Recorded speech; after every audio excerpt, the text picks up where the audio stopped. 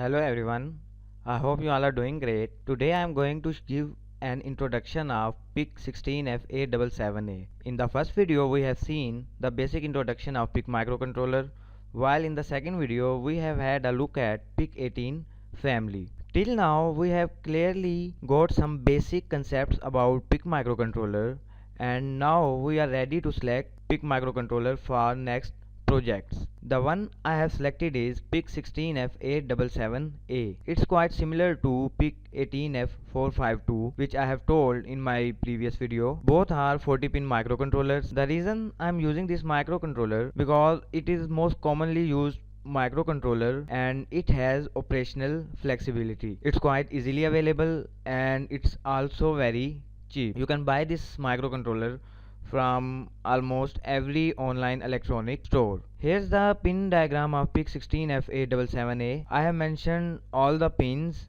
and have given different colors to each of these ports. It has 5 ports starting from port A to port E. It has 3 timers. One of them is 16-bit timer while the other 2 are 8-bit timers. It also supports serial protocol and I2C protocol. It has both hardware pin interrupts and timer interrupts. You can see in this image that pins of PIC microcontroller has more than one name associated with them. It's because each pin of PIC microcontroller can perform multiple tasks. For example, pin number 25, it can be used as a digital port C pin number 6 and can also be used as a transmitter TX for serial communication. So now it's up to you how you wanna use each pin, and we will check most of these pin functionalities in our later tutorials. If you want to start working on PIC microcontroller, then first thing you need to do is you need to design its basic circuit. Each PIC microcontroller has a basic circuit, and if you won't design the basic circuit, then you can't get it started. It's just like providing power to your PIC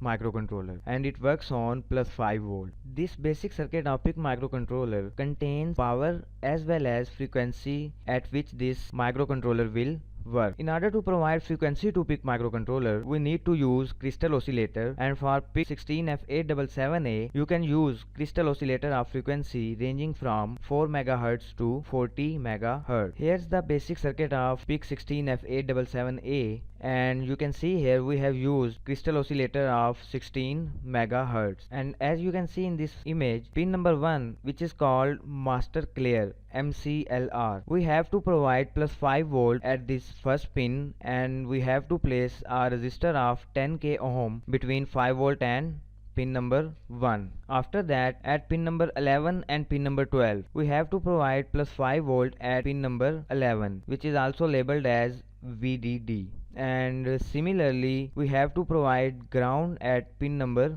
12, which is labeled as VSS, or we can say ground. After that, pin number 13 and pin number 14. These two pins are labeled as oscillator 1 and oscillator 2, OSC1, OSC2. We have to attach our crystal oscillator with these two pins, pin number 13 and 14. After this crystal oscillator, I have used two capacitors of 33 picofarad, and the other side of this capacitor is grounded. I have connected my pin number 31 to ground, which is also a VSS pin, and pin number 32 is plus 5 volt, which is a VDD pin. Now that's the basic circuit of PIC16F877a, and I have also placed a LED at pin 25 so that you can install or upload some program in your PIC microcontroller, and then you test this pin to confirm that your PIC microcontroller is working perfectly. We will design our first code in the next lecture. So now, as we have powered up our PIC microcontroller, next thing we need to do is we need to design some code and use these ports of our PIC microcontroller. So let's have a look at these PIC16F877a port. PIC16F877a has 5 ports in total. Port A has 6 pins in total, starting from pin number 2 to pin number 7. Port A pins are labeled from RA0 to RA5, while RA0 is labeled as the first pin, while RA5 is the last pin of port A. Same is the case with port B,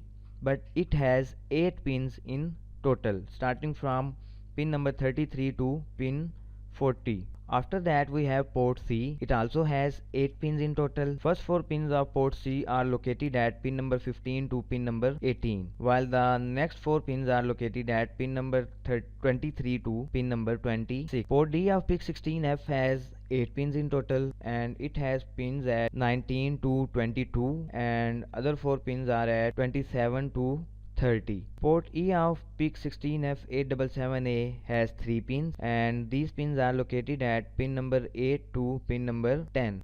Each port of PIC microcontroller is associated with 2 registers.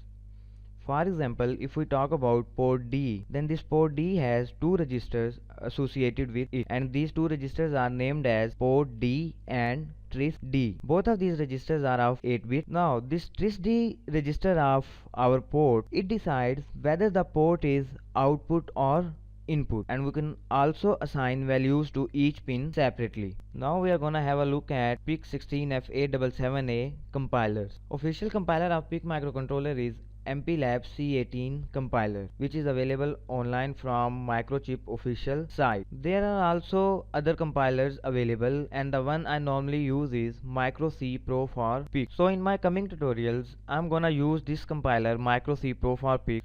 So that was all about PIC16F877a. I hope you have enjoyed today's tutorial. If you have any problem in understanding this PIC16F877a, then share your questions in comments and I will try my best to answer them all. Thanks for watching. Take care. Bye bye.